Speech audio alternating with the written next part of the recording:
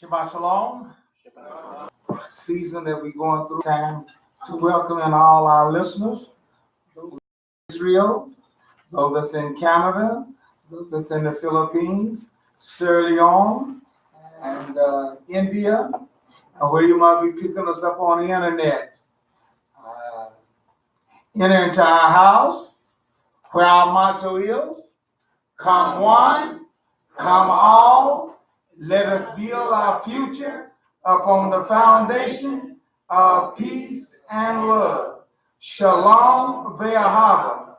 And upon these two principles, when we as man, as a whole, learn how to live together, then it looks like we ought to be able to get along. But there is something about us, I don't know. Is it just on the earth or what?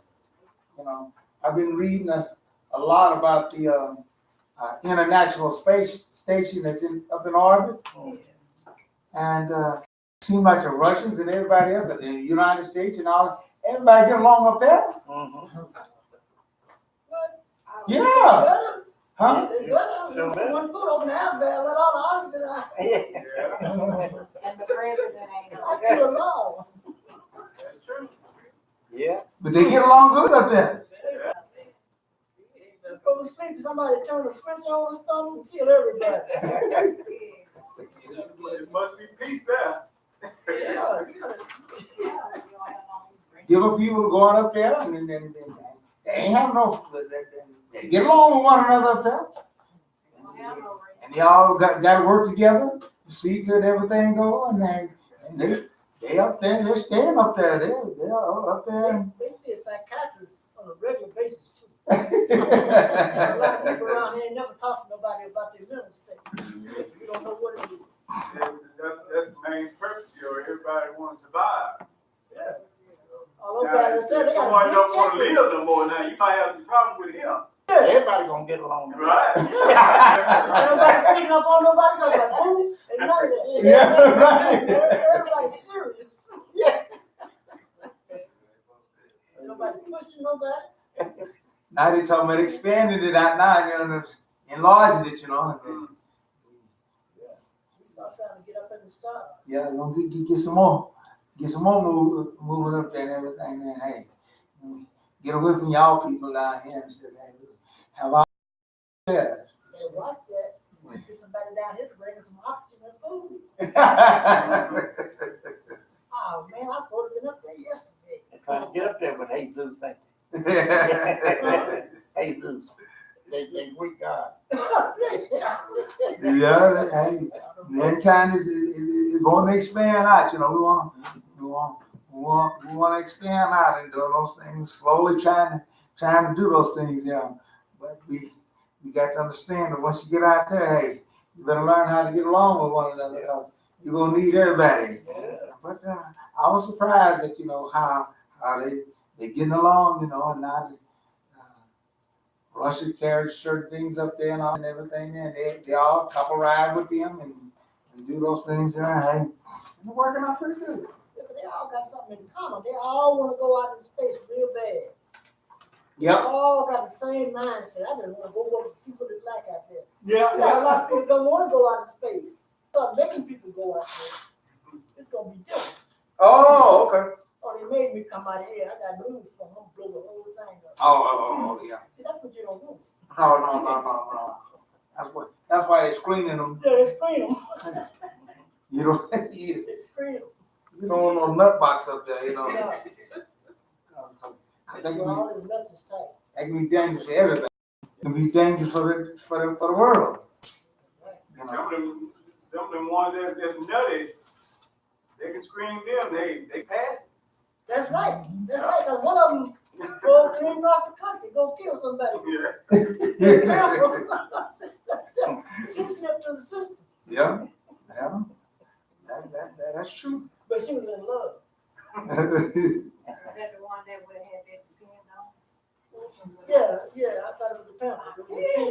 Yeah, it was a teletype. Yeah. God, this is why God gave us these feast days. This is why God gave us these things. Because it's something about us. We tend to get complacent. And when we start getting complacent in those things there, we get above ourselves. What I mean when I say we get above ourselves.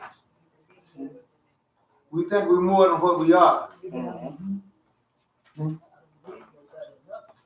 And so during this time of the month of Elul is beginning our 40-day countdown until Yom Kippur, which brings us into the full 1 minute with Yah, the Day of Atonement, and we'll see how we are.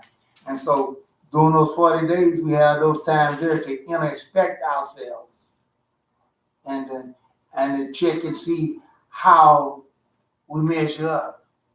Test time. And those that people that don't test themselves and do all that stuff, you might gonna become to a big surprise. See? Because something that you used to do, you might not be able to do it now. See? Y'all talking about that running there, and you said that was 50 something. Yeah. You can't do that now. You do it under stress, bro. Oh yeah. Yeah, some get it. You know what I mean? In certain circumstances, you might do a little more than you think you can. Oh yeah. But at the end of it, You're gonna pay for it. oh, yeah. Yeah. I told y'all what happened. That was about 25 years ago. And I thought I was in real good shape. I'm gonna run around a 4 square block. I'm gonna run around there full blast. I can do that. I ain't gonna try. I'm gonna run wide over full blast. Man, I did it. But I couldn't make it up in the yard. Down there on that U Street down there, had that long ditch down there, side there, and everything there. Man, I couldn't make up the hill. Then I fell over that ditch. My eyes was open, my mouth was open, my nose was open, and I was trying to suck air all kind of ways. You couldn't crawl? No, I just laid there till I hit. I thought I was 20 years younger. Yeah. No. Somewhere along that trail, you said your body should have started saying, this is silly, let's stop this. That probably was 30-something years ago. Let's stop this before somebody get hurt. Yeah, because I was living on youth down there, so Right, so it's about 30. that's been a long time. Yeah. Man. When I was in the military, every year they give you more time to run 2 miles because they don't want a bunch of people dying on the track. Yep. By the time, at first it's like, you got like 18, 20 minutes. By the time you get ready to retire, you got about 35 minutes. You can walk around there. Yeah, because they know us, see? That's right, And we got to know ourselves, And that's what I said, but it takes a time to test, because I was sitting there telling myself, and that's what I mean by the gave examples, that's why you have to test yourself. Because I was telling myself, I can do it. But the military found out after 40, people die on the track. So first you got to get a physical. Because You take it. lunchtime, I'd run from my job all the way over to the McDonald's and stuff, and then run back and everything. So I thought I was in shape, Then at lunchtime, we go play basketball at the gym around there. We had a gym down there close.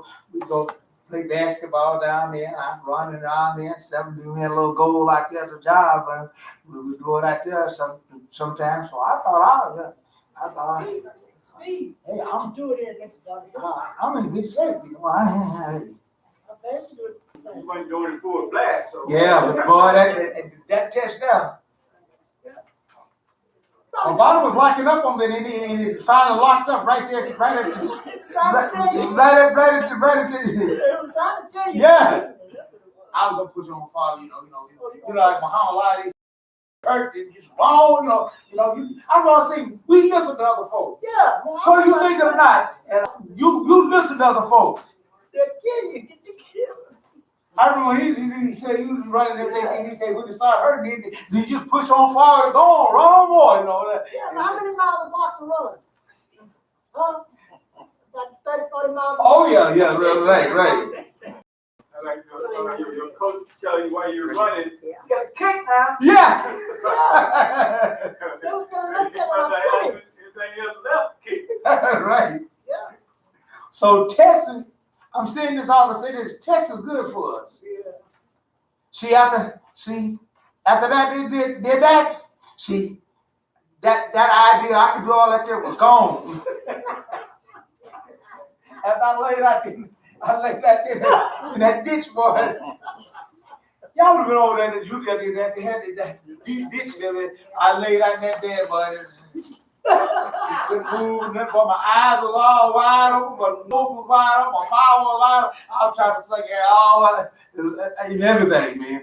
See, that wasn't a mile when you ran from your house and all around. No, that was no mile. No, that was just Not a half a mile. Was it? yeah, that was just a square block there. Yeah. Oh man, I did that.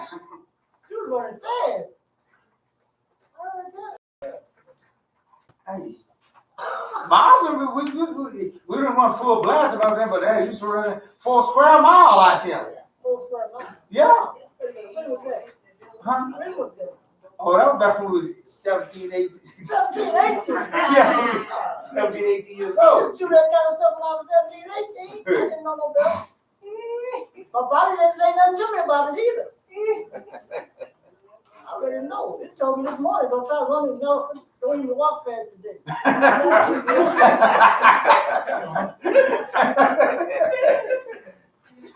But see, Go sit down somewhere. some of our minds will get ahead Uh-huh. of our bodies. It will.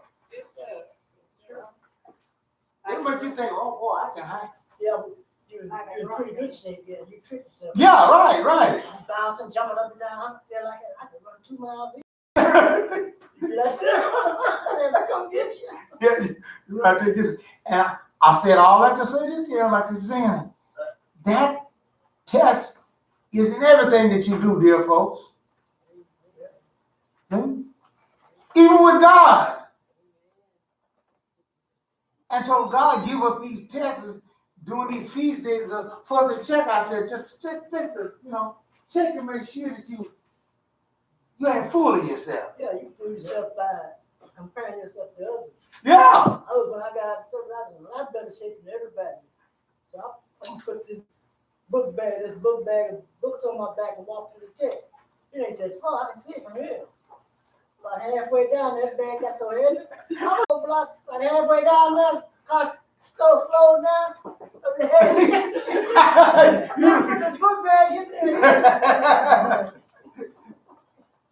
Hey, because I'm gonna walk this and go to walk it in, and all of a sudden it gets. yeah, look like it's moving away. Yeah, look like that place getting wider, right? And they say, I'm walking more and more out in the street, see? You trying to make cars stop. Yeah, right. Before I was way over the corner, there's some cars home, there's all that. Hey, I'm drifting on out the street, So it's they're not gonna gonna stop. So I can give you a ride. Oh, you gonna stop? Oh, yeah, okay then. Yeah, I'll change my mind. That's it. Yeah. Make an excuse, but I'm going to stop in the first place. I can drift it out there in the street, see? Yeah, that's how I'm like my trip. See? So, therefore, it's all right. Testing is good for us. Test yourself in all things that we do, because we're human. And so, during this time, this season, this is a season when we test ourselves. What are we going to test ourselves against? There's a thing. See, because you can fool yourself if you test yourself against the wrong one. So who are we going to test ourselves against? The Mashiach. That's true. That's right. Amen. He's the standard bearer. Amen. He's the goal setter. Amen. He's the one that got the victory. Because we can't compare ourselves among ourselves because you get fooled. Amen. Oh, yeah. Amen. You get fooled quick. Amen. Right. Compare I'm better than I'm so-and-so. Hey, yeah, but you being better out than so-and-so don't mean that you know that. See? That ain't wise. They ain't doing that good. That's what I'm talking about. And just because you're a little bit better than them, then hey, y'all both still in the pan. You ain't get out the pan.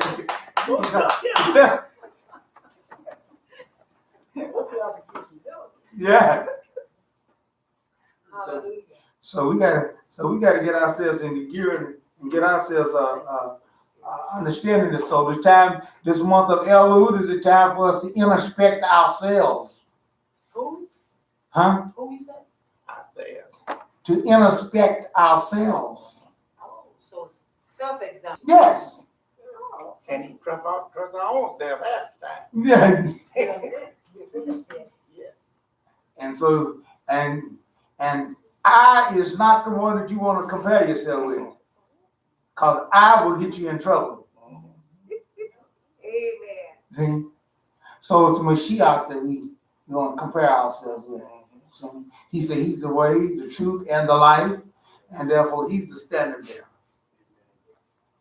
And just, learn and then compare yourself. That the best that you can give yourself a good test, then you won't fool yourself, See if I'd run, hopped and skipped and ran around there and slowed down and did all that stuff there and everything, then I still thought, oh, yeah, I could have done that.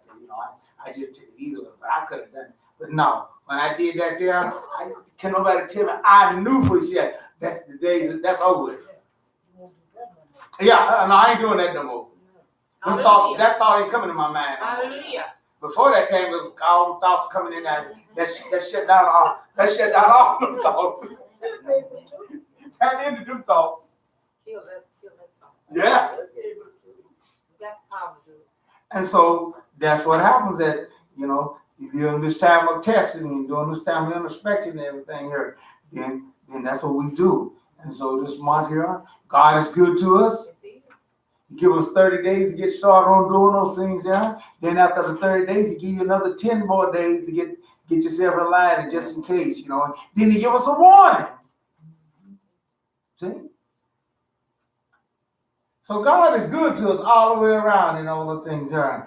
And we don't take advantage of the things that he'll given us, Woe to those folks that think all these things are done away with. They don't need it no more now and all those things there. Yes, you do. Yes, we do need those things. Okay?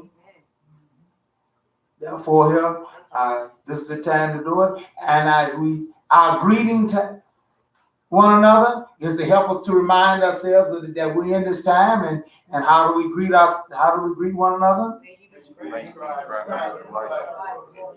That's right. And the answer is same unto you. And to do those things here, that it all might be well with us. So this is the time of the season, and this is why I know that God loves us. Okay? So let us take full advantage of those things. And we're going to ask you to stand with our song, "Ring Your Hearts and Not Your Garments."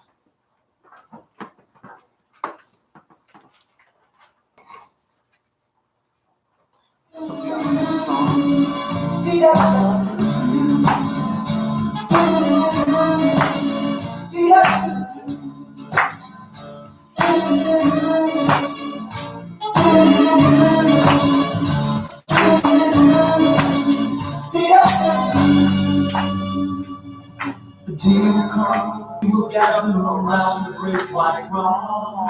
Some will say, signs and wonders we have done. But he will say, did I not speak through the prophets and my son? But evidence is required of man. Take them all away. Take your hearts and not your garments. Turn again unto the Lord. Your sin may be started. But the empire is slow. Take your hearts and cry out. Let them call on his name. We'll be saved. There are those who wonder why God don't give their eyes. So not you, a God can say I hear you say. Scripture is so simple if we follow and obey. Forgiveness is the sign of blood, leading all these ways. Let your heart and not your garment. Forgive us to the Lord, for your sin may be started. The empire is slow, and your heart is house, let your voice be heard. Those who call on his name will be saved. Those who call on his name will be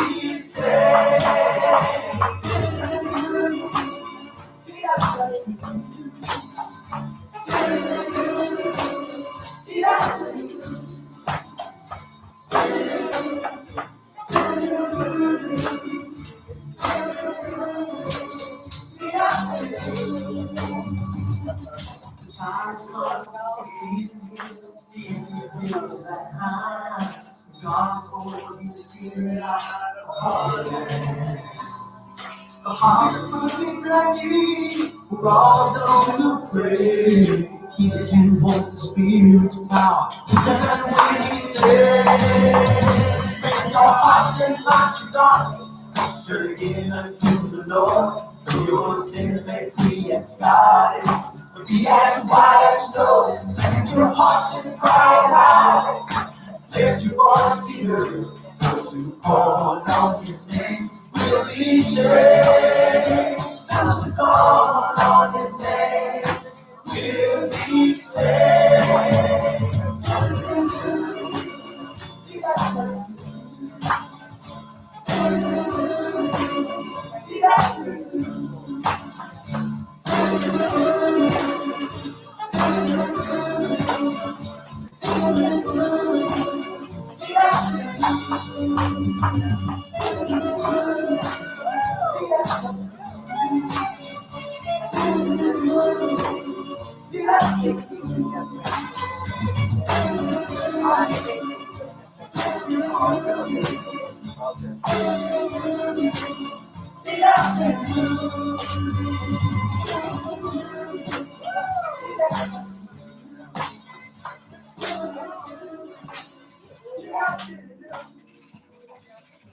Hallelujah. Hallelujah. It's up to us to do those things. As I said before, if you don't take advantage of it, hey, and we need every effort. God did not give us any of those things if he didn't think we needed it. That's right. Desperately. We know that the deck is stacked against us. Yes, yes, yes. See? But through his process and through his enough sufficient. See? Thank you. It's sufficient to take care of it. See? But you gotta stay focused. You can't get complacent and get lazy. And you gotta be fervent and diligent in those things there. Because we got a task maker. During this also particular time is a time that we read certain scriptures and all to help us out, to help keep us reminded of those things there. And so during our Teshuvah time, we're reading the Psalms, the 28th chapter. So we're going to ask you to stand. All stand. We're going to read this together. Psalms 27.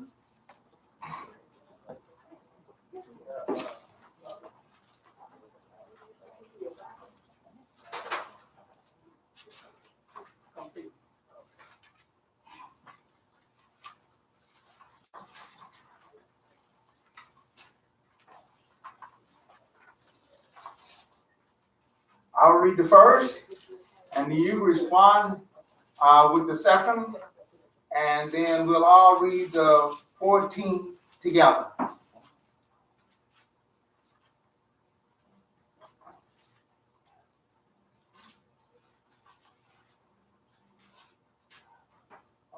Okay, you all got it? Adonai is my light and salvation. Whom do I need to fear? Adonai is the stronghold of my life. Of whom should I be afraid? When evil is assailed to devour our flesh, my adversaries and foes, they stumble and fail. If an army encamps against me, my heart will not fear. If war break out against me, even then I will keep trusting. Just Yes. one thing I have I asked of Adonai. Only this will I seek, to live in the house of Adonai all the days of my life, and to see the beauty of Adonai and visit in his temple. For he will conceal me in his shelter on the day of trouble. He will hide me in the folds of his tent. He will set me high on a rock. Then my head will be lifted up above the surrounding mountains, and I will offer in his tent sacrifices, shouts of joy. I will sing praises to Adonai. Listen, Adonai, to my voice when I cry. Show favor to me and answer me. My heart is you. Seek Seek my face. Your face, Adonai, I will seek. I will see. Do not hide your face from me. Don't turn your servant away in anger. You are my help.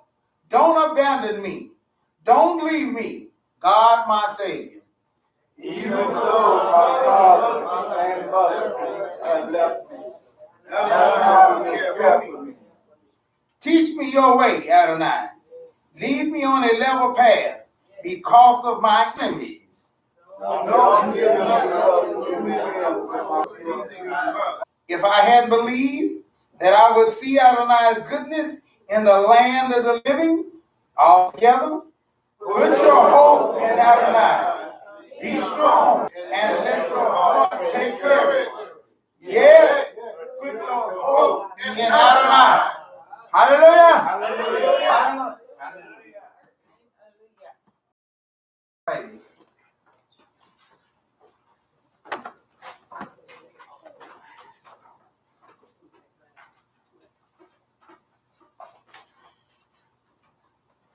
I ask you now to bow your heads for Tanakh Baraka.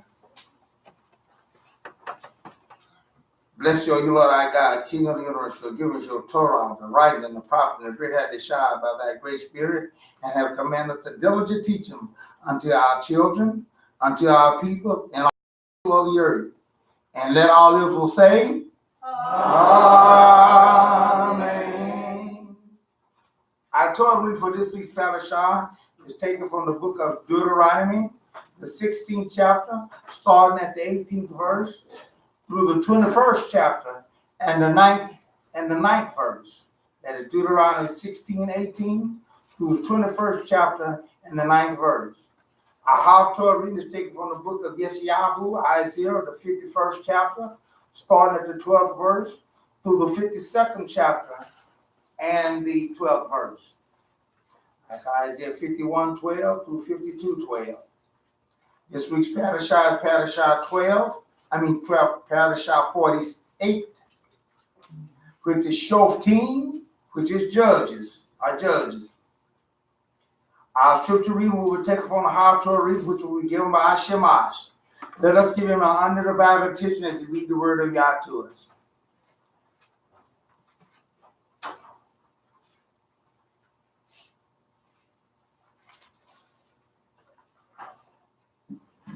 Shabbat Shalom. Our scripture reading will be taken from the book of Isaiah, 52nd chapter, 1 through the 9th verse. Isaiah 52nd chapter, 1 through the 9th verse.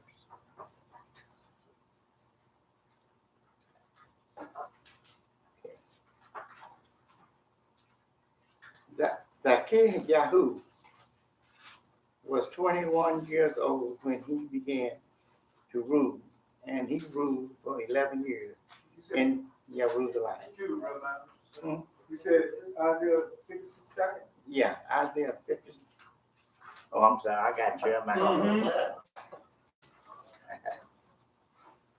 Isaiah. Yeah.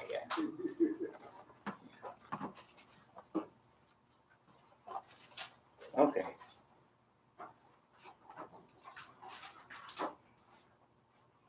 Yeah, now I got it.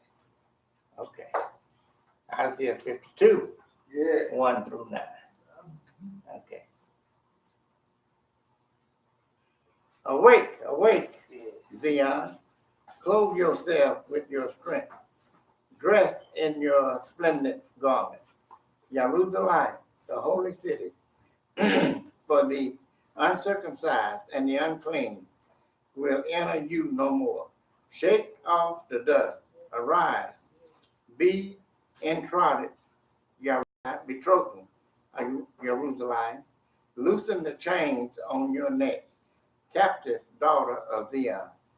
For thus says Adonai, you were sold for nothing, and you will be redeemed without money. For thus says Adonai Elohim. Long ago, my people went down to Egypt to live there as aliens, and Asher oppressed them for no reason. So now, what should I do to her? Ask Adonai, since my people were carried off for nothing. Their oppressors are howling. Say, says Adonai, and my name is always being insulted daily. Therefore, my people will know my name. Therefore, on that day, they will know that I, the one speaking, here I am. How beautiful on the mountains are the feet of him who bring good news, proclaiming shalom, bringing good news for good things, announcing salvation, and saying to Zion, your God is king. Listen, you watchmen are raising their voices, shouting for joy together, for they will see before their own eyes Adonai returning to Zion. Break out into joy, sing together, you ruins of Jerusalem, for Adonai has comforted his people. He has redeemed Jerusalem. May y'all have a special blessing to read that. Amen.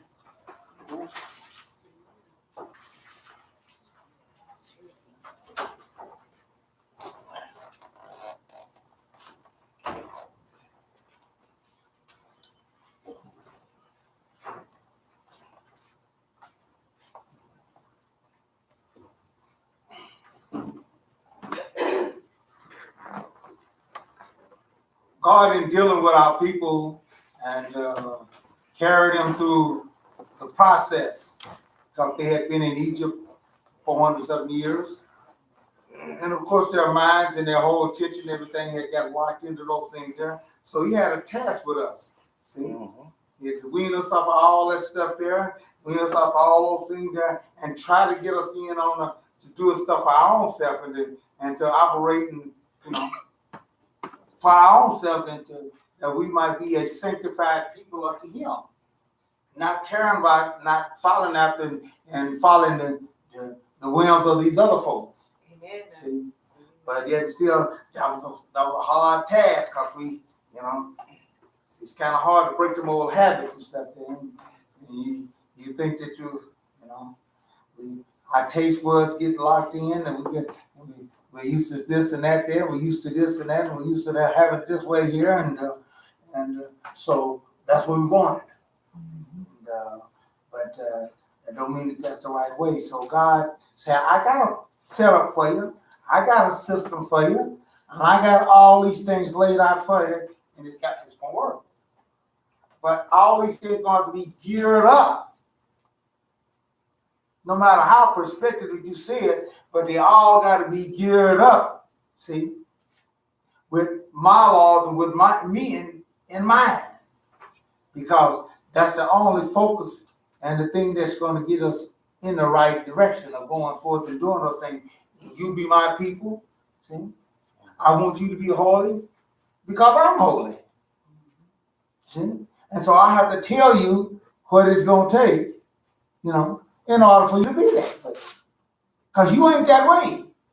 I'm that way. And now I got to tell you how it is for you to be that way. You don't like that. See? You don't like that too, do you?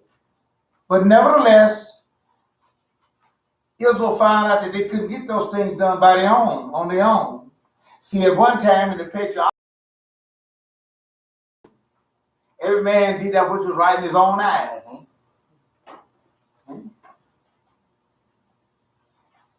And y'all saw that they didn't work out too good.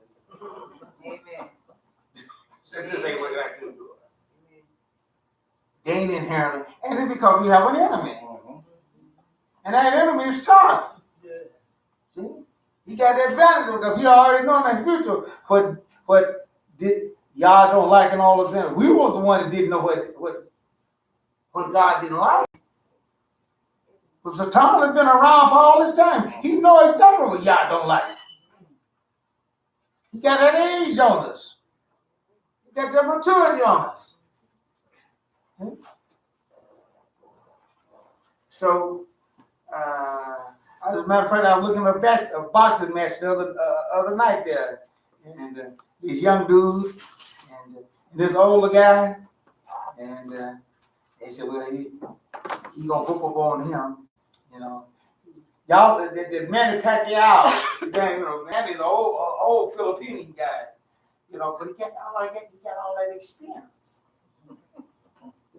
He got all that experience. See? He's been a champion, he's been in a lot of fights, and he's been in a lot of what's going on. And this young dude that's coming up, see, he ain't been in that many fights and stuff, but he's young and got all that experience the other day. So he said, I'm gonna hook this old man, I'm gonna retire this old man, send him to his rocking chair and all that, talking all that noise and everything. It's okay. Boy, Manny Pacquiao, that Philippine, put a whooping on him, boy.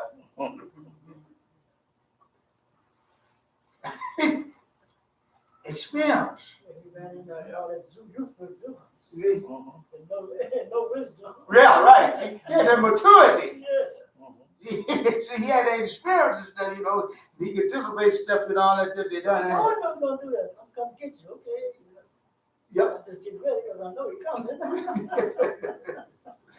Put a whooping on him, knock him down to his feet. Hey, whooped him. I missed the fight.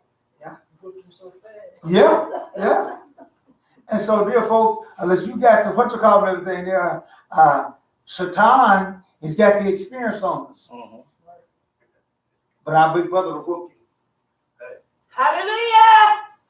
Yeah. Our Foreman had the experience on Tyson, but it was too much for him.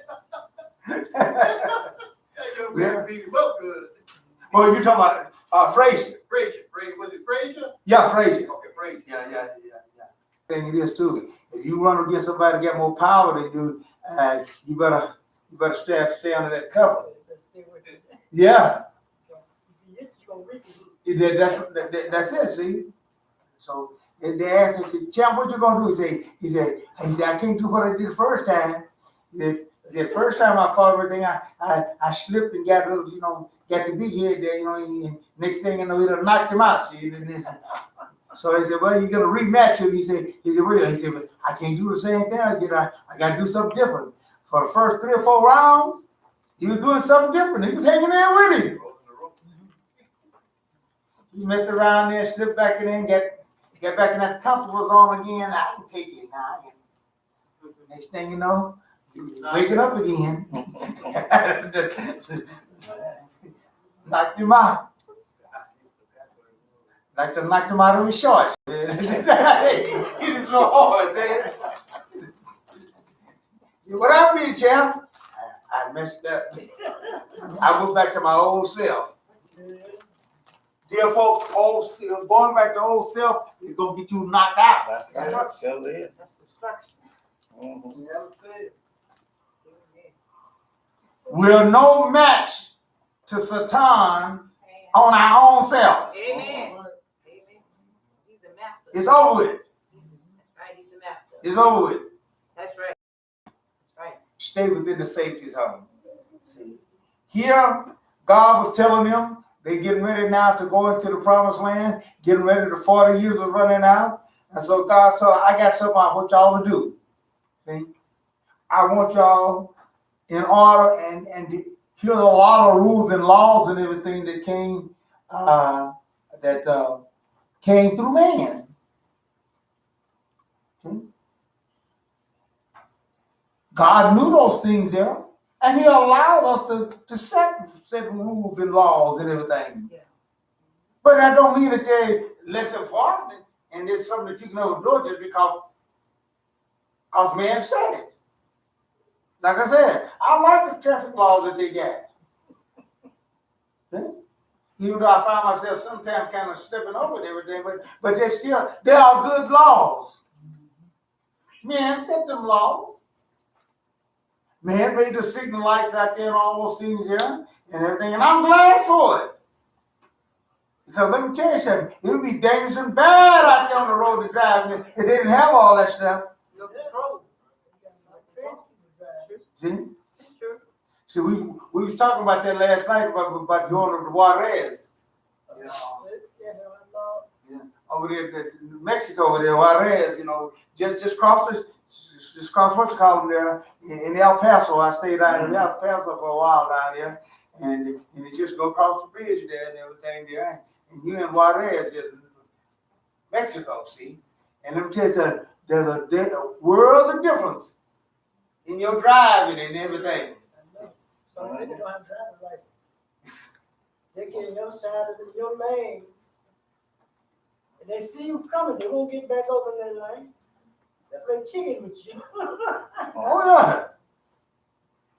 With an armored vehicle. So they told us, hey, you can do whatever you want to, but I take it. If you got a rental car, you got your own car and everything, don't drive it over there.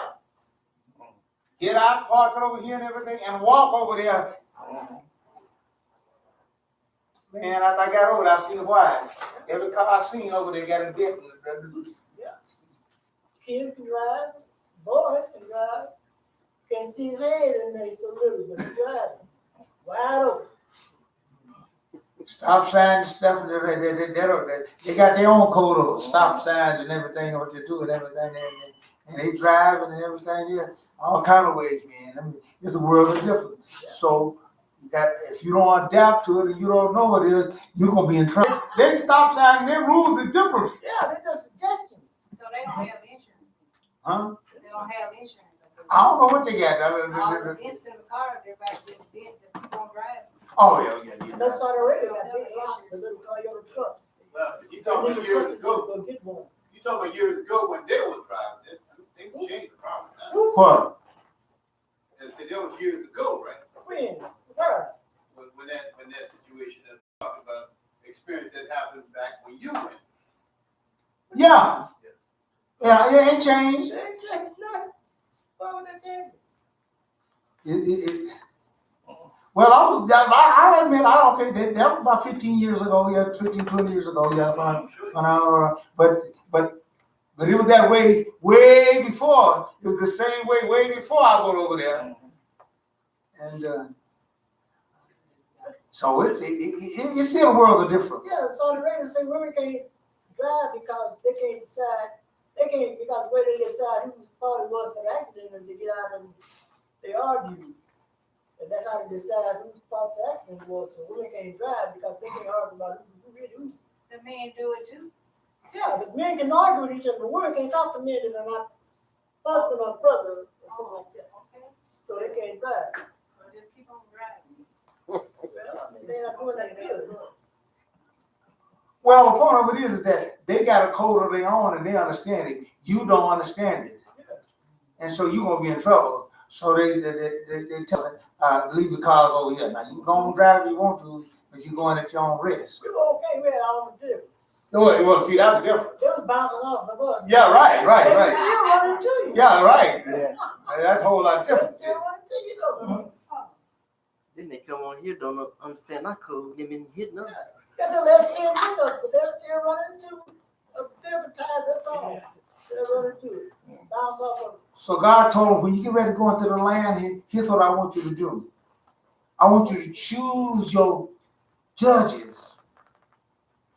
See? Actually, the idea of getting those judges and those things there and all those things there came from his father-in-law, Jethro. See? So all the laws and everything that we have, and all the practices and everything, that didn't come directly from God, you know. But God went along with it because it was a good thing. It was a good idea. See? But he just said, keep me in mind of all those things that you do, because if you don't, they'll take advantage of you. See? So we're gonna go there and start reading at Deuteronomy 16. Start reading the 18th and the 20th verse there. Deuteronomy what? 16, 16. Okay. 18. Mhm. Verse.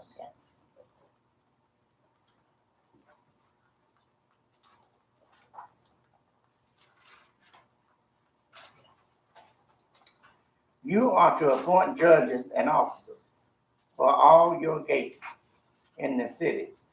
Adonai, your God, is giving you, tribe by tribe, and they are to judge the people with righteous judgment. All right, see, God knew. Now, why are we gonna need judges? Why are we gonna need judges? Because somebody gonna be unfair. Because we don't know how to get along with one another. Right. Let's just face it. Yeah. That's why judgments and all that, because we don't know how to get along with one another. Mm-hmm. God had already demonstrated that with the 10 Commandments. Right? Mm-hmm. It took more commandments for us to get along with ourselves than it did with him. 4 for him, 6 for us. So right there, I already told you, yeah, we have to deal with it. We have to do a whole lot of dealing with them. Then when Jethro came along and saw Moshe out there, sun up to sundown, trying to keep it communicated, he said, oh no, this one man can keep up this. You're going to burn, what they call burnout. That's what they call burnout. You do that? Yeah. Try to do too much stuff, get burnt out, and stuff. That's true. Sometimes, they tell me to step up, and I hate I kind of stepped up to the plate there, for a long time. I didn't know how good I had it, when I didn't have that cell phone. I had to wait till I got home, see, to get all the reports and get all the orders and get all the requests and get all that stuff. Now the requests and the orders stuff follow with. And then it's kind of funny too, boy. It's a two-way catch to it. Now, if I don't go to work with my cell phone, I feel a little naked. I feel, boy, I feel like I'm missing out on something. Hey, I got to go. Hey, Go find it. that's right. That's it. Moses dealing with 2 million people. Woo! That's a lot of stress. Yeah. That's my phone at time. That's right. And I did a couple of times, yeah, man, and I was glad I did, but then still doing that there, but then still on the other hand, I missed the thing. I said, boy, I'm locked in on this one. Well known now. I left mine home there. I looked over at the city, so I turned around and went back. I done that too. I said, boy, he don't complain about it, yet I'm missing this thing. So we just have to learn how to deal with the situation. Amen. And go on do it. And hey, so now I get on, I leave the house sometime there, and I say, well, I'll go out there, I'll be gone a couple of hours. And then the next thing I know, the day is sunny. I've been out all day long. That's true. Ripping and running, going there. Oh, yeah, do that. You out there? Can you do this? Why you out there? And then, but that's part of it. So you can get yourself wore out. That's what I'm saying. And so his father-in-law told him that sound good. Yeah, I didn't say, oh, that's your idea. I don't like that idea. No, God went along with it. See? That's okay, yeah. So now God is giving instructions. Now Moshe is giving instructions about how to do those things and what to do on them. So he says, read on what he says. Okay. You are not to distort justice or show favoritism. And you are not to accept a bribe for a gift, blind the eyes of the wise, and twist the words of even the upright. Therefore, to be a judge, see, You can't be buddy buddies and all those things there and all those things there. This is why you got some of the laws and rules now, even among the judges today. They get them from the Bible. If you got a judge and everything that he has to recuse himself. That's what that recusing means. That means that, hey, he done had too much personal relationship with it in this case and everything there, and he can't really make a true, unbiased decision. So he's to recuse himself. Judgment. Well, he just say, hey, you have to pick another judge. I can't take this case, because I got too much involved. I'm too personally involved in this, Because if you don't, and maybe you go on and judge it, and they find out later on that he was involved with one of the parties, they can throw it out. Oh, yeah. And he can be in trouble. Yeah, he can be in trouble. Hmm? So you better tell him. So it's the same thing, and so you and of course, you done took some gifts from me and all that stuff there. I'm gonna expect some favors back. That's right. They're gonna be talking about his bride. Yeah. As they get off. Okay, right. Especially if you ruling your favor, Yeah. and which you could be legally doing it, but you're gonna be in trouble because they're gonna find out you took a bribe from this guy been giving you. So all these things, dear folks, is things that rules and regulations that, but it all stems from the fact that Moshe just could not do all those things by himself, and so he said, when you go there, you're going to choose judges amongst your different tribes, and they are to be righteous judges. That's right. They can't take no bribe, and they can't do those things and all that, because if they do, it's going to distort the whole system of things. See, no doubt. Y'all gonna put it on Jethro's heart to bring to Amen. Amen. Well, he felt so, yeah, because Jethro was a priest. See? And he had been amongst a system of things that are carried out, and he knew, he felt sorry and compassion for Moshe. Amen. He said, son-in-law, you can keep this up. And y'all said, I agree. Yeah. See, so there's a lot of things we had to learn, and there's a lot of things that was going on. The guy just, we had to learn, we learn on our own in those things there. And we do those things there. But he says, choose the right men. Choose those things that the system and everything might go well. And tell some qualified. Something happened to some of our systems. They might have started out good, but they messed up now. Our systems is messed up. Amen. You go down to the welfare system down there and stuff and you tell them the truth and tell them and see how much help you get. How many know how much help you're gonna get? Zero. So many people lie so much they're raising the bar so high. They might give you $10 worth of $10 or $15, $16 worth of food stamps. But you go down there with a good lie. And see, I experienced that. A friend of mine, he told me that. He said, I want to get ready to do this and all that. Yeah. He said, so hey. He said, now this you can't do like what I'm gonna do. I said, what you mean, man? He said, hey, I'm getting my good lies straightened out already. He said, I tried that a few years ago. Tried to go down there with the truth and everything there. See, they sent me home with ridiculous. Yeah. You know? So you got people, a lot of lying people in front of you. That's why people telling the truth can't get nothing. Because the liars and got in front of them. It means they're good. The system is messed all up. That's what I'm gonna say. They want you to stay on the system. They set it up that way. They set it up that way, but the people who get on it the best is the ones that America lie. got enough money for everybody. It ain't about people who lie. That person gonna have something cut off, to show them up there, then they shouldn't be getting no food stamp. Many people Well, Well, I'm just They don't saying. mean they ain't hungry. What? But they got some.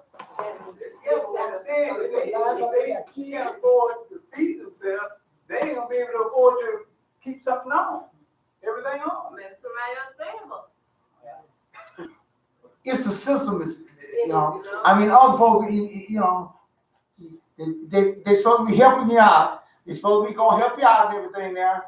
Time you get the time you get started and everything, they cut you off. You go out and get a job, they should be able to kind of tide you over. They shouldn't just cut you all the way off and everything there. They should just kind of ease you off and kind of let you so you can get on started. They don't care. You got a new job, you better go tell them, turn that thing. The system is set up to destroy the family. The family is destroyed. So now they cutting people off. Then they don't care, and they don't care how much you bring in or what you run. Put your gross, so and so and so. Oh, that's it, you know, and they'll hit you up from that there. But I got huh? That's right. You don't live off your gross. You live off your net. Yeah, and also depends on where you live. Yeah. What, If you live in the ghetto, you don't get much. what was the whole purpose for welfare in the first place? What to help people? The poor. To destroy Right. to destroy the family. Get on that property, to get Give them space to do this yeah, to thing. get Make on them that, say, I don't need no grant, I get a check from the government. That's what it was set up. and not to stay on that Right. for years and years. Right, But then right. just to get off their feet, but like you say, they go down there, I don't care what color you are, they lie, they get $600 worth of food. Better not make And better not they make got- a penny over either. Oh. Well, Trump took, Sorry, sir, you make $2 too much a month. yeah, Trump took 20 million people off. He didn't care whether they were doing right or wrong, and gave it to the farmers. Now, I know them 20 million people, when all of them weren't doing wrong. Well, but like I say, the system is messed up now. That's right, that's it. That's what I'm saying. That the whole the system is just messed up now. Even if you wanted to go down the welfare and get on the welfare to try to really do it, everything, you still can't make. And that's what a lot of people are. That's why they complaining and hollering about the student loan that they got to pay back. They got to do all those things there because you go there, they help you get a job, and then but that student loan is on. So once you get your job. Once you get your job, they throw that big student loan back on you.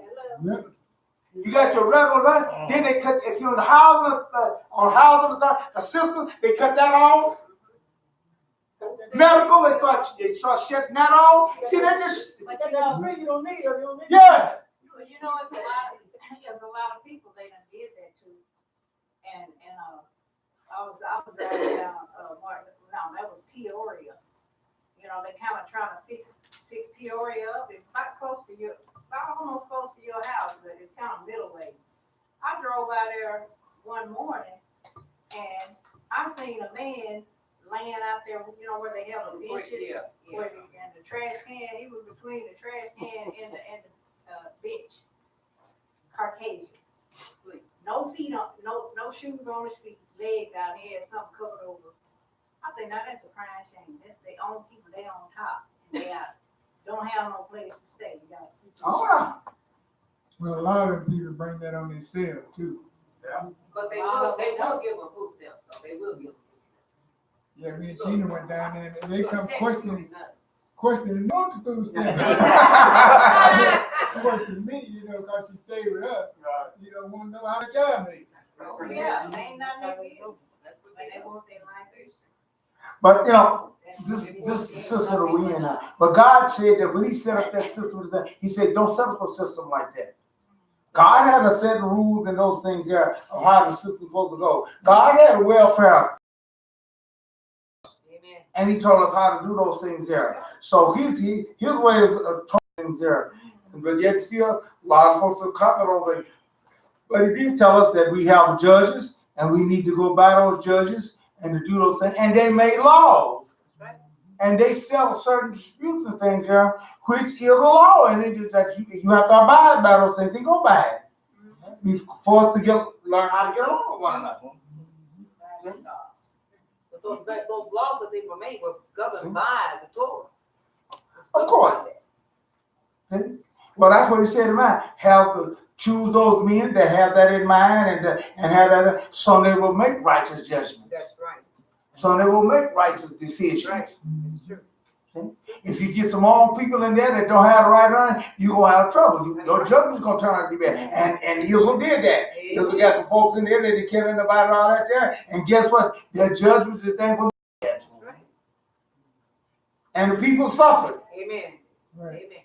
Amen. Amen. Go to Leviticus 18.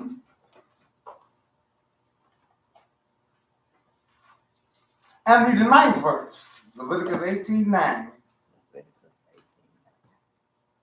No. I mean Deuteronomy 18:9. Okay. Deuteronomy. I do have Leviticus 18, but I want to go to Deuteronomy 18:9 first. When you enter the land Adonai your God is giving you, you are not to learn. You are not to lean. Learn. You are not to learn how to follow the abominable practice of those nations. Now, see, God give warning. If you're going to get along with me, there's you can learn. There's a lot of things that's going on in the world. But if God deemed them abominable, you got to leave them alone. Leave them alone. Hallelujah. And so God was telling them ahead of time, when you get into the land, there's going to be a lot of stuff going on. A lot of activities happening, a lot of things going on. You better leave us alone. See? Don't get involved in everything. Let me find out where to get that Christmas light. It don't have to be some ugly things, it can be some nice things, some beautiful things, it's some, you guys are, but if it's abomination unto God, you're in trouble. So God gave a warning. Mm-hmm. See? Don't, this is for your safety. See? And so read on, let's see what God said there. Okay. There must not be found among you anyone who makes his son or daughter pass through fire, a diviner, a soothsayer, an enchanter, a sorcerer, a spell caster, a consultant, or ghost, or spirits. We still got those things right today. Yeah. Sister Song, what was her name? Cleo, yeah. Come see me. I'm gonna tell you the future. I'm gonna tell you about the next thing I know, I saw her in court there with Judge Joe Brown. She's supposed to have all this stuff here. He said, well, then you got all this stuff and everything there. Then tell me what my judgment is gonna be. Yeah. Right. Well, people go to her. Like, man, that was a hot thing, man, at one time, man. It was all on the radios and all the shows and stuff. Uh-huh. Some people went to them to find out their boyfriend gonna marry. Right. God said, that's an abomination. Yep. That's why it says, suffer witch not to live. Mm-hmm. Don't mess with that people. Don't mess with them that deal with these familiar spirits and all that. Reading tea leaves and all that other kind of stuff and all that stuff. Coffee grinds and all that kind of stuff. Yeah, you hear about that? I know to read tea leaves. I know to read coffee grounds. Yeah. It must be something new. All around did it. See? All coffee grounds, all around. Coffee grounds. See, they Anything. down there from my brother stayed from down there in Louisiana. They got all kind of stuff down there. Kicking it down there. They be throwing down there, man. You gotta watch that. Bones. Watch what you eat, and you gotta watch who you deal with. Throwing bones. That's true. Yeah. Yeah. So Ronnie, let me have a piece of your hair there. I just know. Knock it out. Yeah, you're in trouble then. See, they take you to Harry and do some stuff and all that thing. Next thing you know, what do they call it? Get a hand. Put boots on. Go down and get a hand. Y'all ever heard that term? Get a hand. They start messing thinking, you thinking animals or no, don't tell them what they do. Well, they have First Church of Satan there. First Church of Satan. Oh, wow. Uh-huh. Yeah. That's what happened to my auntie. Her husband, I guess he wanted to make sure that she didn't run off. He put some voodoo on her. Oh. Yeah. Yep. Did it change it? Huh? Did it change it? Yeah. I'm saying, she wasn't herself no more. But any drink that she would get, she had a habit of covering, with her finger over it, and her hand, or, she making sure that, She must have got something sick. like that didn't happen again. But she used to, was telling me he believed in that voodoo, that hand. Yep. And, and I guess, they pretty much grew it up until, they seen how she was acting. God gave warning and told him, and gave him warning that all this stuff is going on in there, and all that stuff is going on there. Don't have nothing to do. And all that stuff survived. Right. Oh, They got sister so and all that stuff. Right today, you drive. That's right. right. And another, when we moved from Arkansas to California, no, Oregon, we didn't, I remember, my mother was saying that they didn't give their whereabouts to know. But Junior Dawg, we seen him walking around the corner. My mother said, "Is that Junior? Is that Junior Dawg?" And, yeah, that's him. He walked up to the house knocking. He almost beat y'all then. Well, I'm saying we was there for about a couple of years, and we was just shocked. Found out that he was, he found us. He kept yelling. Yeah. Then we moved again in California. There he was again. Oh. Yeah, now that man, Somebody was calling that man. Cold. he was something else. Somebody write that man a letter. Somebody was calling him. Wow. And that is so happened though. Yeah, and he ended up killing himself and the girlfriend that he was with. Crazy. You can tell me, didn't That's the problem. They got. And I always say, don't mess with those that deal in that familiar spirits and all that stuff. Because spirits got power to do things. Spirits can tell you things. Spirits can do things that's beyond what. So God said, leave all that stuff alone. That's an abomination. You see? And he says, but yeah, okay, I don't do all that stuff, but I keep Christmas though. And Easter. And Halloween. I do. I can't nobody say nothing about that now. Christmas is the day that Jesus was born. Christmas is Nimrod, isn't it? See, Yeah. the devil has smoothed over all these things here, all these abominations that God told us, smoothed over, and people now, these born again Christians and all that, they are glad to promote that stuff. Yeah.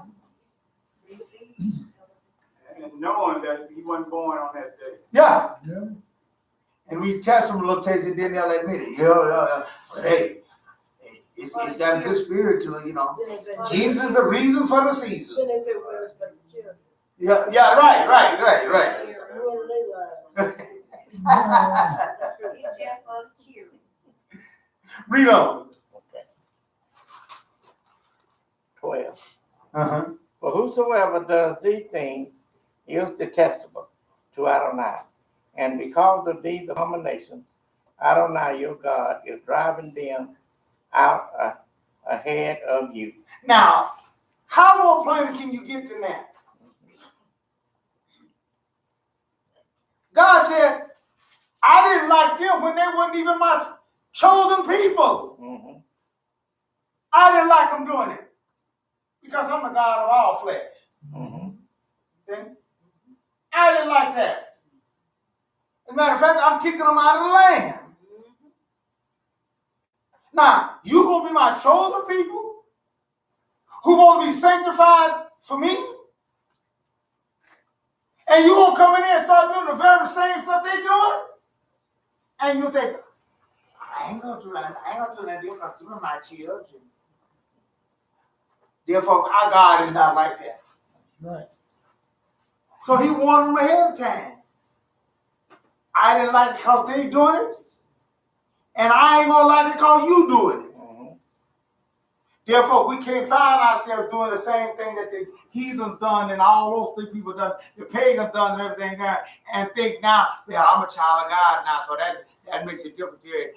God gonna change it. No!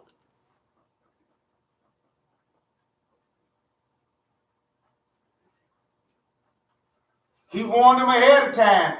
Don't do it. How much more plainer can you get? We got churches now. We got folks now. We got people now, that, groups and everything that deal in that kind of stuff.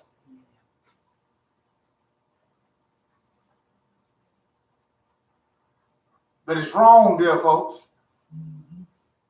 God have not justified those things in it. Yeah. And therefore, we've got to get our act together. We've got to get those things together and get in line with what he has said here. We don't heed those things there. We're the one that's going to be in trouble. See? And if we don't follow through on that, help us. And it ain't going to be nice with us. Oh, God always want us to be whole. Right. Amen. No, in the middle. Amen. That kind of help it? Yes. Yeah. Yes, That's why I yes, picked yes. that song. No, in the middle. Either hot or cold. They were hypocrites. Right. That's right. That's right. You can't be, I'm with him and looking back. You can't be for him, and then straddling the fence. Right.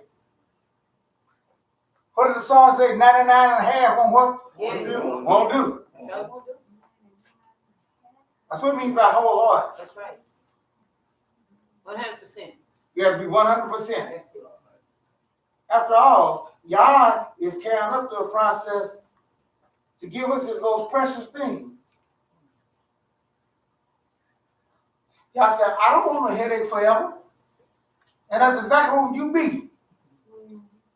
That's why he wouldn't let Adam and Eve get back to that garden.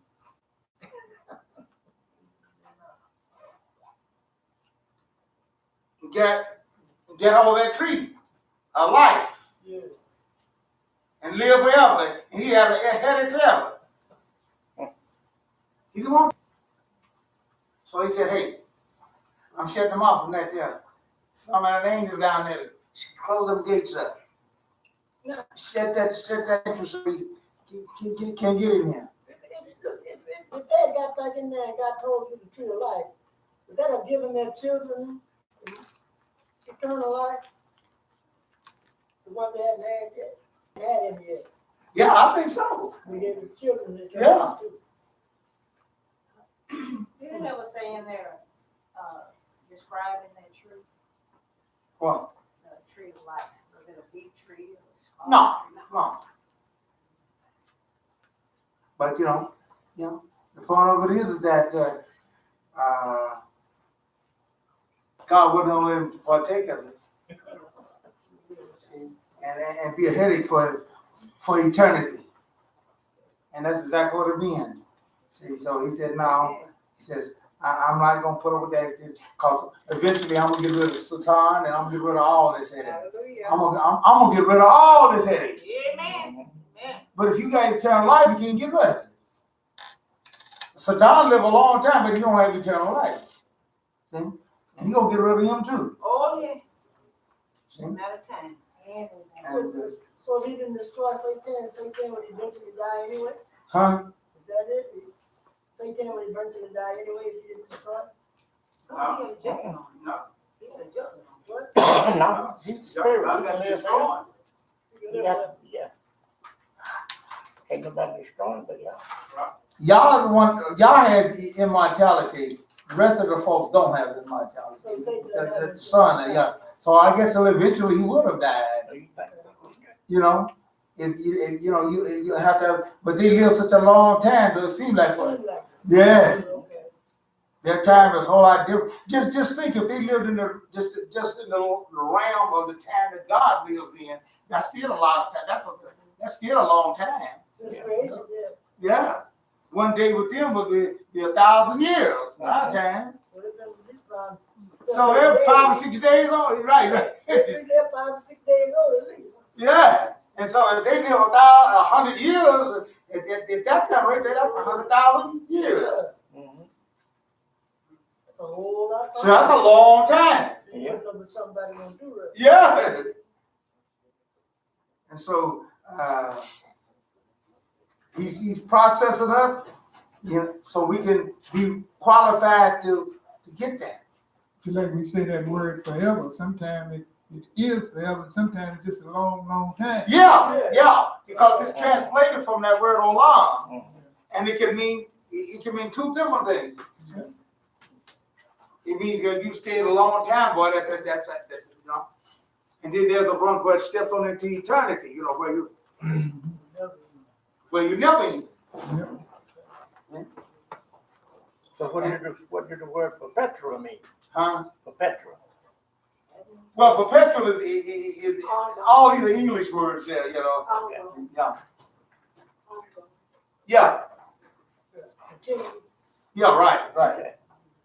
Like I was saying, if you had a body that can repair itself, or something can repair itself and all this in there, then there will be perpetuality there. Because if it do it, then repair itself and keep going. And actually, our bodies is like that to an extent. That's why we die. And we start losing the ability for us to recover ourselves. And we can see that right now. See? I can tell You can't do what you used to do. You don't hear the fast, you don't do something. That's what I'm talking about. Let something happen to you. It'll take a long time. I tell that story all the time, man. You know, you playing basketball, something like that. I twist my ankle. I be twisted bad and lay it over there on the side and everything. And I hop around and everything. I go play a game and work it out. Wouldn't even bother me. Time bring by change. Time bring back the change. I got on up there in the majors. Hey, twist your ankle. He said, "Oh man, she shake it off." Like, man, I ain't shaking this off. It's over for me. Get somebody else a substitute for me because I'm out of here. I hop on home. At least I can hop on the leg, you know, and then hop on that. I twisted one time later, and hey, I had to get some crutches. I was on that 4 or 5 days. Then after that, the last time I twisted it, 2 weeks. I was on 2 weeks on crutches. I said, that's it. That wrapped it up. The reason I said that, because I know the book of Deuteronomy 31, it says the Sabbath is to be a perpetual covenant. Yeah. And well, I know we always said that was everlasting. Yeah. Never. Yeah. And a perpetual, that's a word which kind of means that it won't come to an end, right.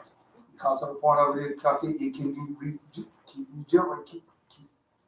And so we see that the same factor that, they tell us, on the end there, they tell us that science tells us that one of these days, even the Sabbath will end on the earth.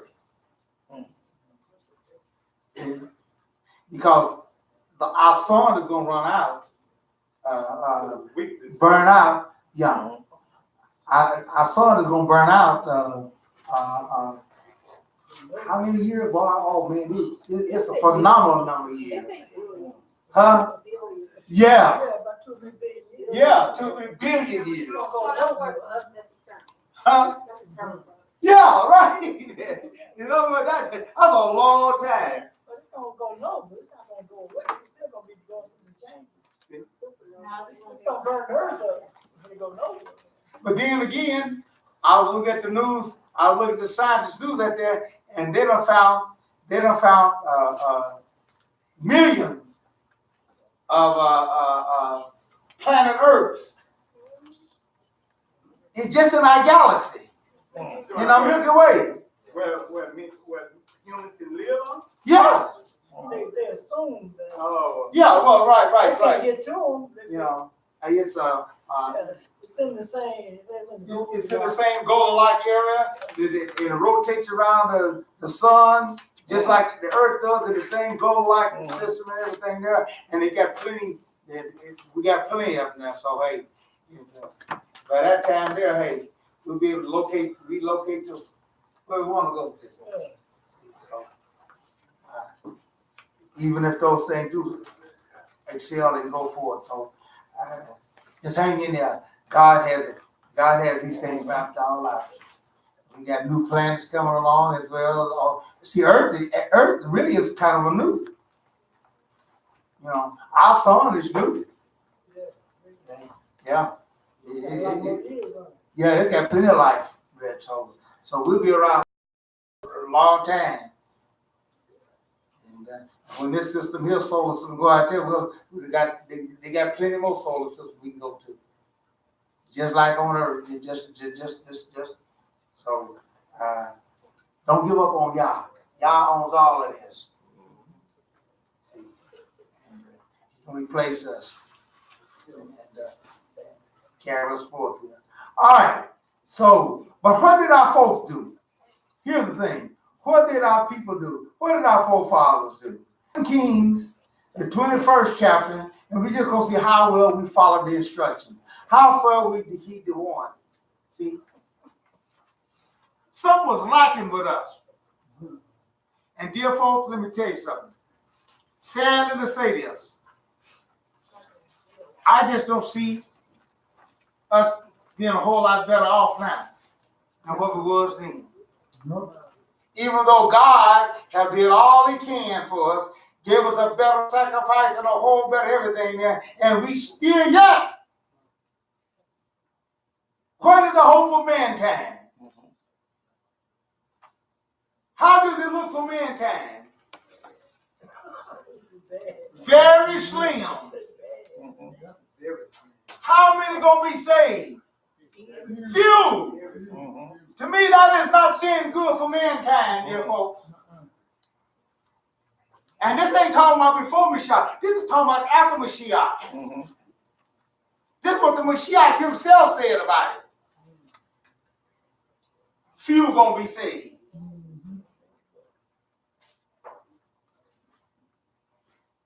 And dear folks, it's because we don't listen good.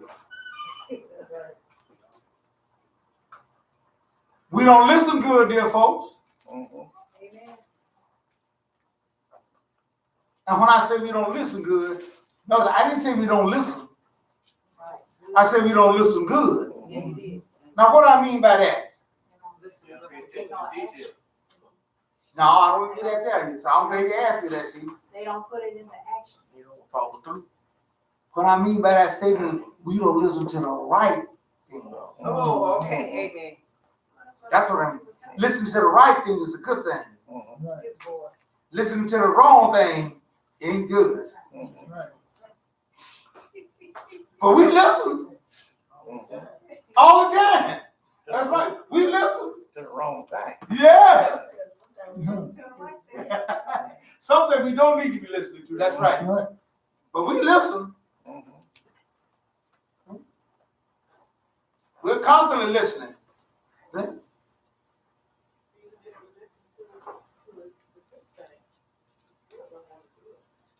Well, even at that.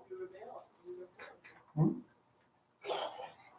so mankind. So what did it say there in 2 Kings, the 21st chapter, starting at the second verse there? He did what was evil. Yeah. 2 Kings 21:2. He did what was evil from Adonai's perspective, following the disgusting practices of the nation. Now this was Israel. Read the first verse, just. Okay. Now, Manasseh. Yeah, that's right. I want to make sure I had the right king there, because a bunch of them messed all up and everything, but I want to make sure. My Manasseh boy, he was a bad boy. Manasseh was when he began to reign, and he ruled for 55 years in Jerusalem. How old was he? 12. 12 years old. So let the young folks do it. You know, young folks say, hey, let us take over.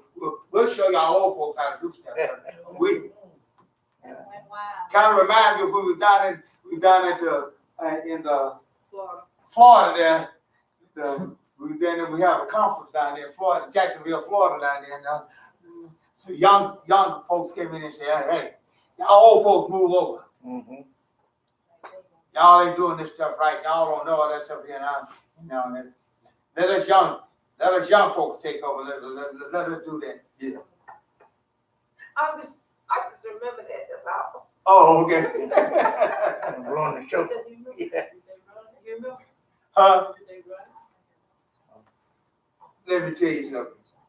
They was over there hollering about it. Rabbi Divine was down there, and they was talking all that noise and stuff there. So Rabbi Divine said, no, he don't hell that. So when they came to me and everything, yeah, and they want to do that there, so Rabbi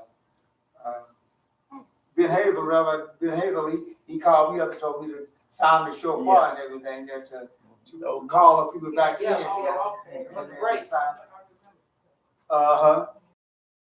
So they was like, see there, there's young folks. I said, okay. I said, hey, look, I ain't that way. If y'all want to take over, y'all can do it. Hey, that's all right with me. I gave him the shofar. I said, hey. All he did was spit. He couldn't get a sound out for nothing, baby. Huh? He couldn't get a sound out and everything, but he tried. He tried and he did all that stuff that man. I said, hey. He tried so hard. I'm telling you, he tried so hard. Didn't nobody want to blow it out. He got to.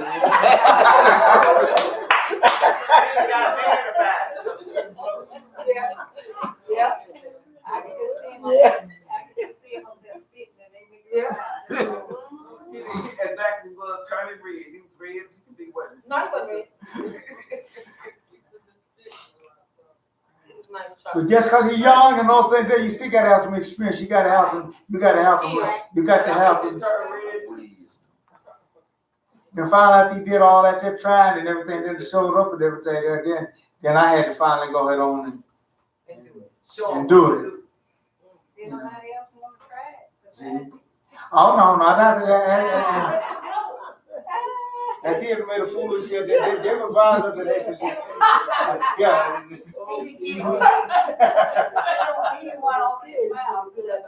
Yeah. But I think you at the end you told him, well, we can teach you how to do it. Yeah, I told him I was willing. You kind of shine a little grace on it. Yeah, I did.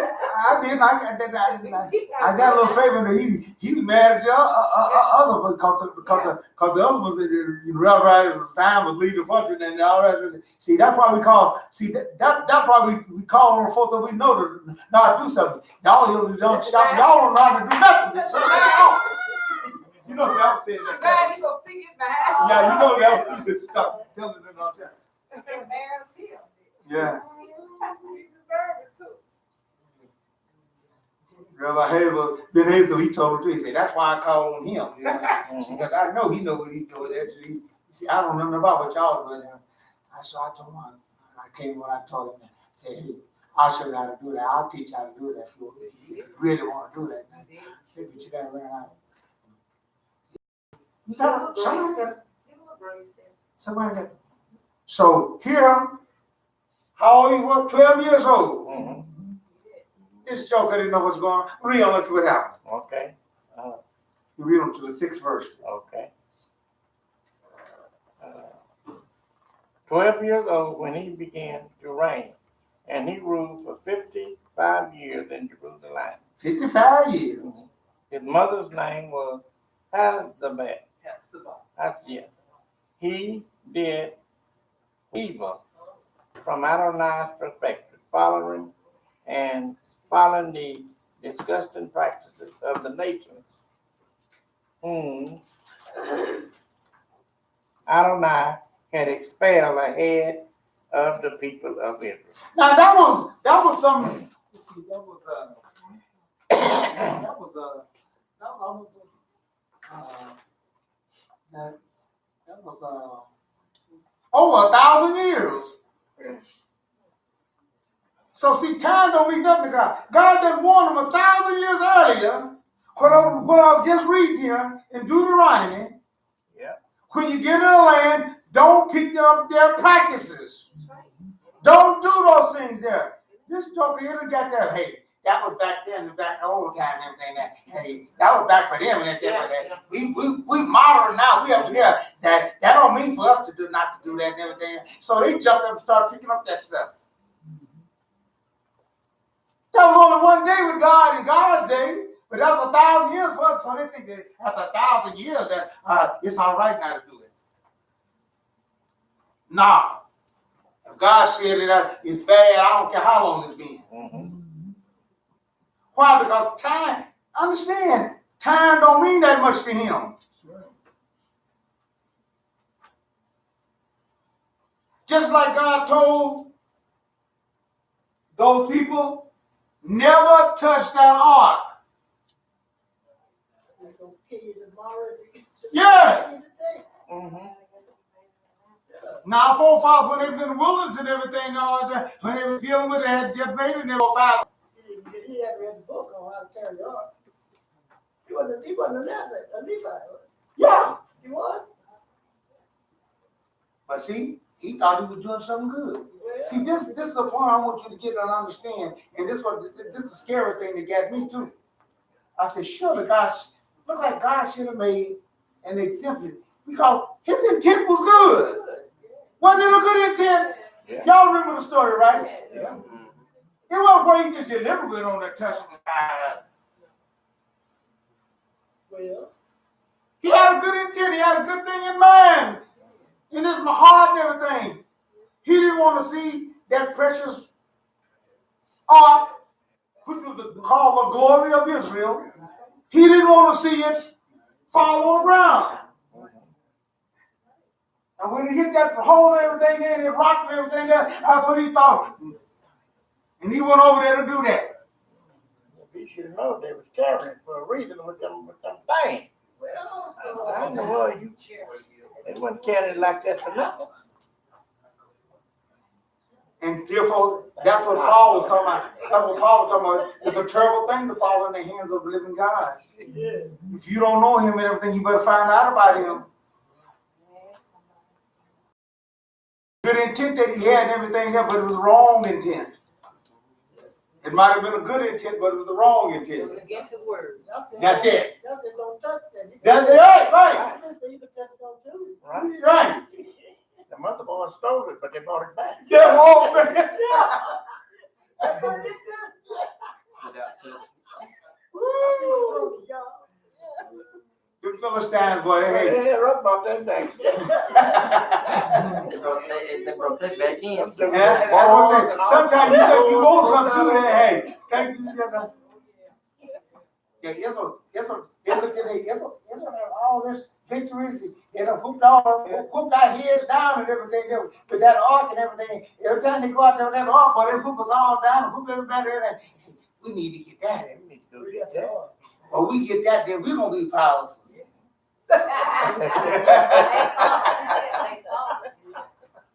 They got him. Yeah. Wasn't the right people. Man. They got the council, hey, we gotta get rid of this thing. How we gonna do it too? Because hey, I ain't you said a commercial on that but the barrels and that you got a commercial on there and you got little shorts. Oh yeah. Yeah. Get them up. I ain't picking Yeah, right. Yeah. I ain't picking them up. No, it's the tissue. Yeah, right. Yeah, right. I ain't picking it up. Hey. And that's what they said. But we're gonna how we gonna get this back over there? I ain't mess with it. Call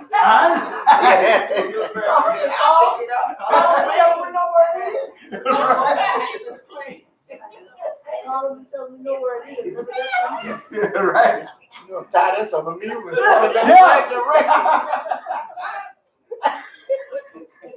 They found it to the land, boy.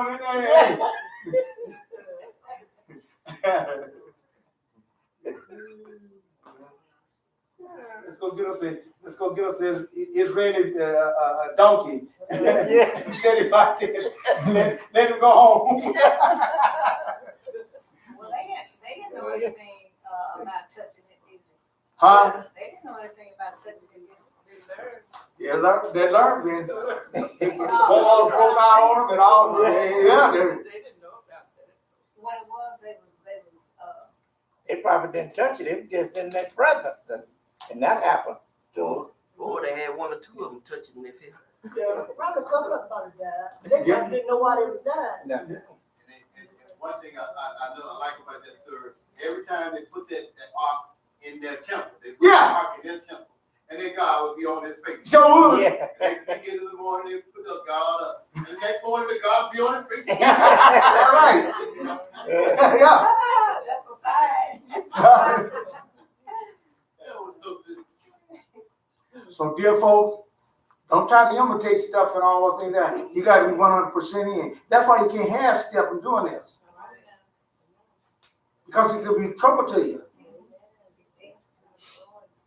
That's why Shaul gave a warning about partaking of the Passover lamb and partaking of his blood. And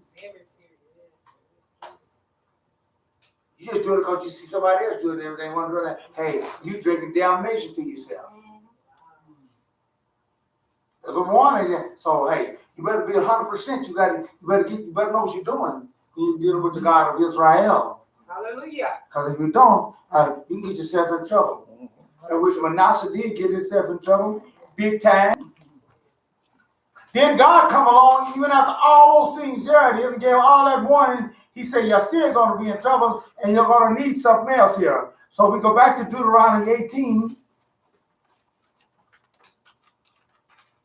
Deuteronomy 18, and start reading at the 15th verse there.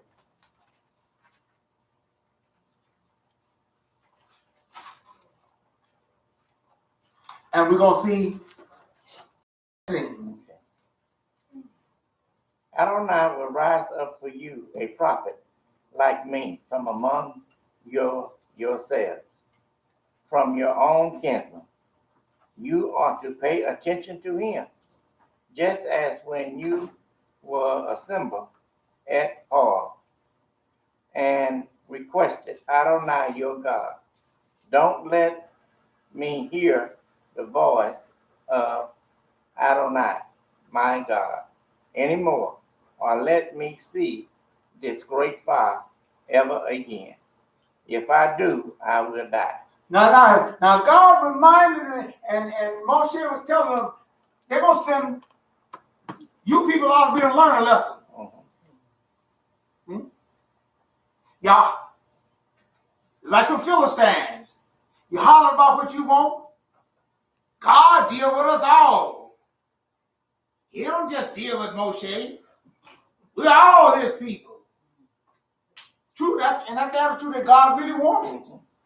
But everybody don't measure up to that, dear folks. See?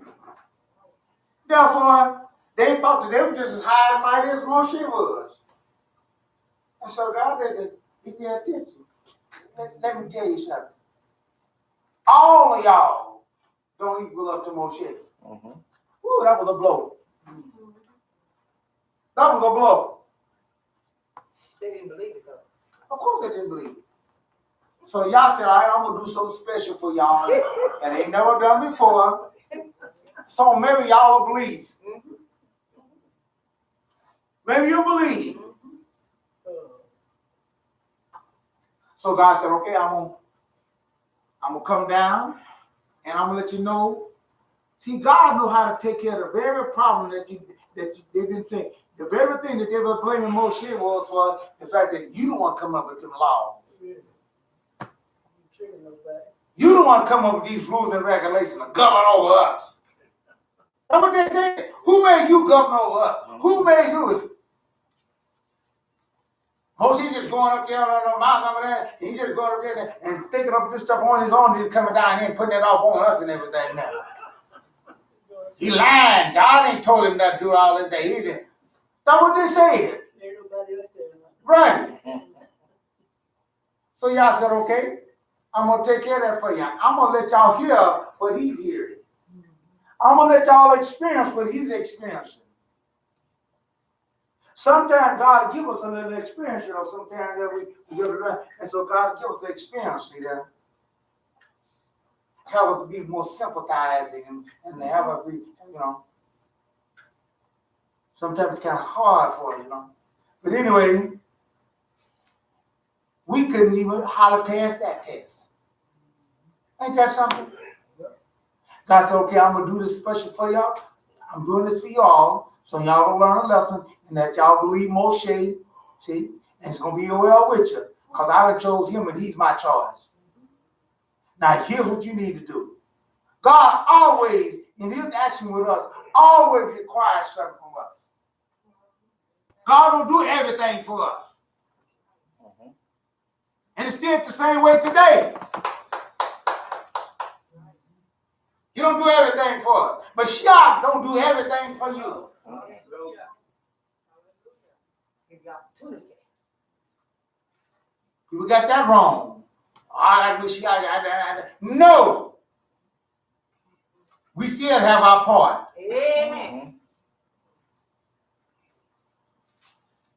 God told them, what was their part? See, God told them, go out and wash your clothes all up. Set yourself apart. That's right. Sanctify yourself. Sanctify yourself apart. No. Understand who you coming in there. Don't come in just any kind of dirty clothes and all that kind of stuff and everything. You come in for the king. Present yourself up and everything. Understand who you coming before. Tell them go wash your clothes all up and do all those things. And then that was all right. But that last thing you told them, boy, they like to balk on that. See? And by the way, We'll touch your life. Leave them wise over 3 days, Whoa!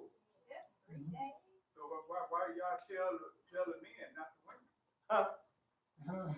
Well, you know where it's gonna come. Yeah, The women might be glad. Oh yeah, oh boy, yeah.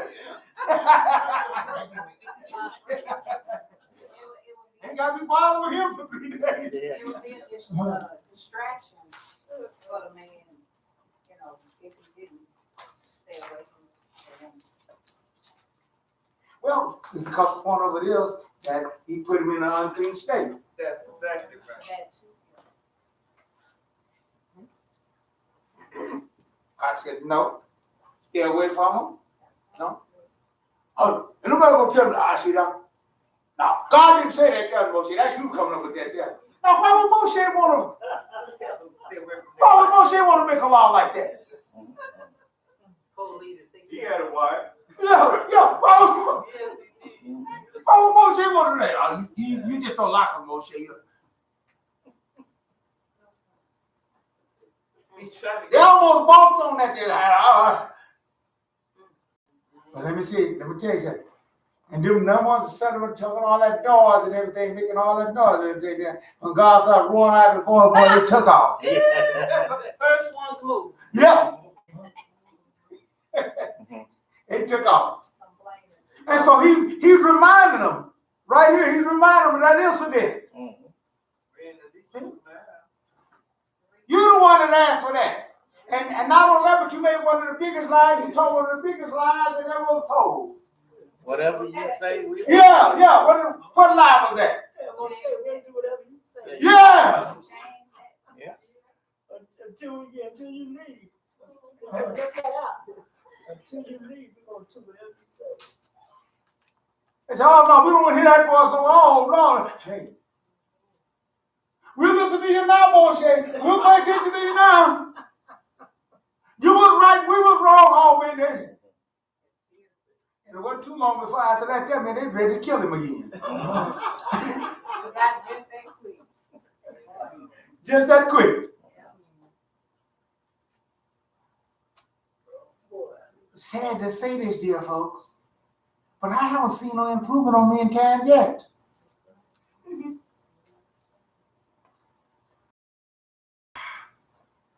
But nevertheless, read on there Okay, to the 19th verse. okay.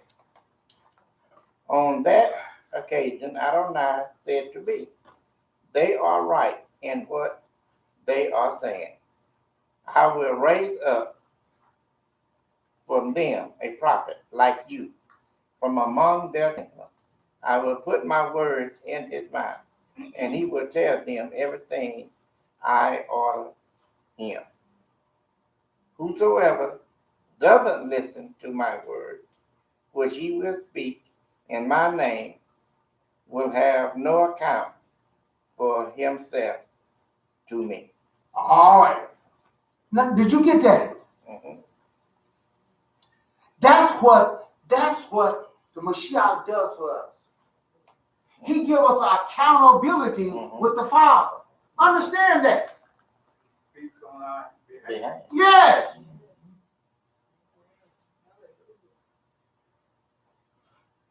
He gives us accountability.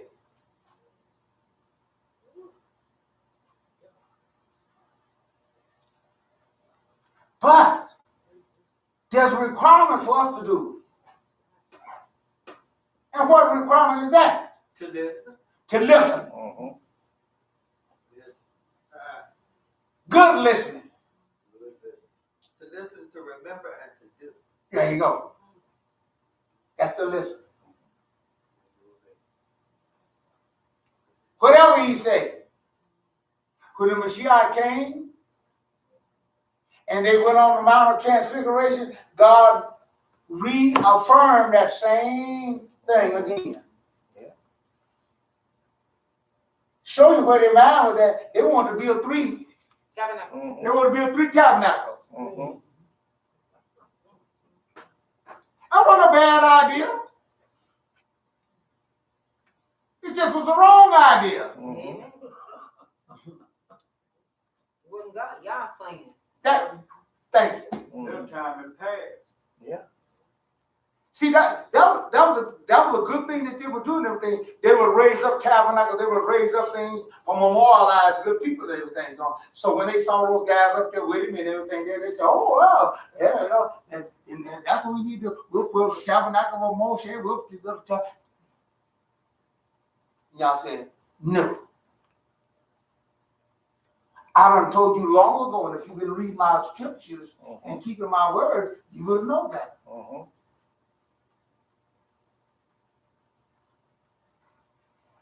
Hear ye what? Him. Him. This is my blood son, who I am well pleased. Don't be building no 3 tabernacles around. No. One. Fine, that's right. Him. Yeah.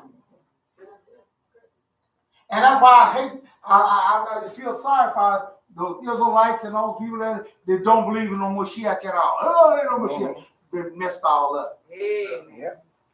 And then they say the Torah don't even bring up those. Don't even. But Huh? they said Joshua. Oh, yeah. Got a president on the temple courts. Oh, yeah. So what? Mm-hmm.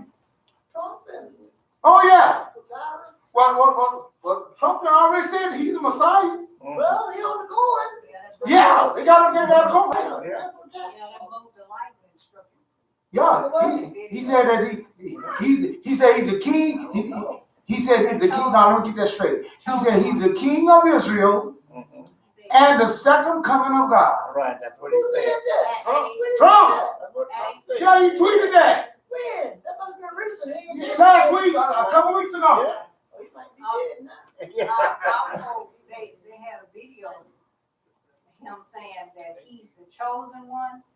He was chosen. Right after he said that, about the light became. I ain't gonna, I'm gonna agree with him. He was chosen. Chosen, all right. Why you chosen when like you were? I agree with him. He is the chosen one. You done a lot of things a man with good sense would do. He was chosen to move that embassy from where it was to Jerusalem. Yeah. That's what I'm saying. People with good sense was saying, no, I better leave that alone. Don't move. Oh, yeah. Oh, yeah, we're moving. No, yeah. Yeah. This is my chance to be on the coin. I'm moving it.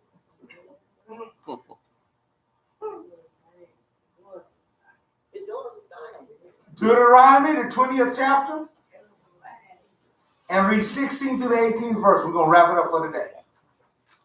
Deuteronomy 16? Deuteronomy 20. Oh, Deuteronomy 20. 2016. 2016. Okay.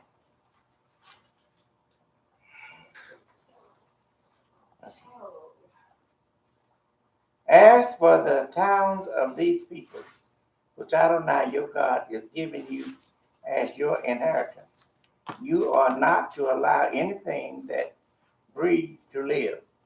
Rather, you must destroy them completely. The Hittites, the Amorites, the Canaanites, the Perizzites, the Hivites, and the Jebusites, as Adonai your God has ordered you, so that they won't teach you to follow their abominable practice. Now, where is our problem at? Once again, where does the enemy get the advantage of us and all things? In what we listen to. Mm-hmm. Yeah. What we are taught.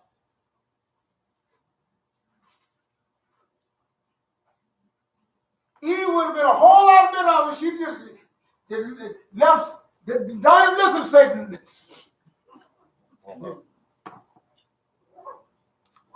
Shut him down right in the middle when he started trying to entice her. Hey, eat this fruit looking good. Yeah, ain't hate. She said, hey, she should shut him down right quick there. Now, God said, leave that alone, and I'm out of here. Now, some people, she had hung around, and he finally get that revelation. Put that idea in her. And boy, that was it, man. That sealed the deal. I got something you need to know. Yeah. The first girl, if I was you. When she saw that the food was good to eat, she said she should forever kept that idea that it was bad to eat. Yeah. I don't care how beautiful it looks. The guy said that not to, but he got her convinced that it was good to eat. That was against her. But now, I want you to understand, a lot of things that he told her was true. But a little bit poison in it. Oh, God. Satan don't come to you. He come to you with it mixed all up. That's pretty good. Yeah. The other night, God said that he ain't gonna come to you that ready because even a fool that ready. So he in a war with it. He come with a little light. See, but the end of that light, that little light and everything there is a whole lot of dangers. That's how you get your medicine. That's get something you like. Yeah. Yeah, I know you're gonna like this. Yeah. Invite it to just while at home. And so he said, don't learn their right. He told us also to get rid of the folks, don't do that, and write today. Write today. And if the Mashiach will come in, what God's word is true. They're having trouble out of the same people that they should have got rid of. They'll be a thorn in your side. That's what he says. Yeah, they are thorn. And they are 3,000 or 4,000 years don't make no difference. They still drop. Burning tires and the wind is right. Yeah, right. A thorn, that's what it is. They ain't hurting them, they just picking at them. Kite takers. We are flying our kites and everything. There. Kites with bombs and with fire bombs and stuff. And setting the fields on fire and stuff. They be coming up with some stuff. Yeah. And say, and we're gonna steady be a throne. We're gonna steady that. When God says something that, you know, we need to listen. We need to hearken unto it. See? Did you read to the 18th verse? Yeah, Okay. but I didn't read all of it. Okay, read all of that. Okay. Shut it down. Okay.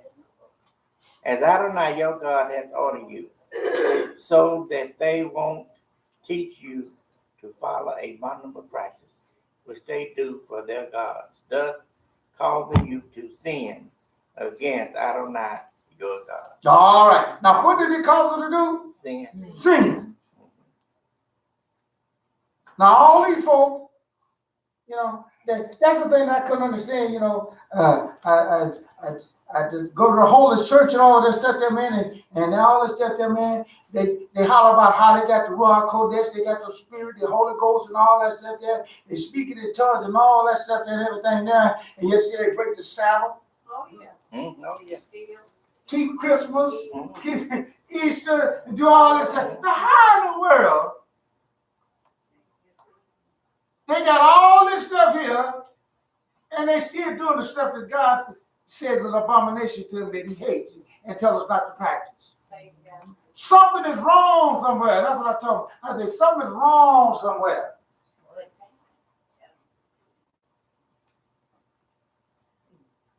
Something wrong somewhere.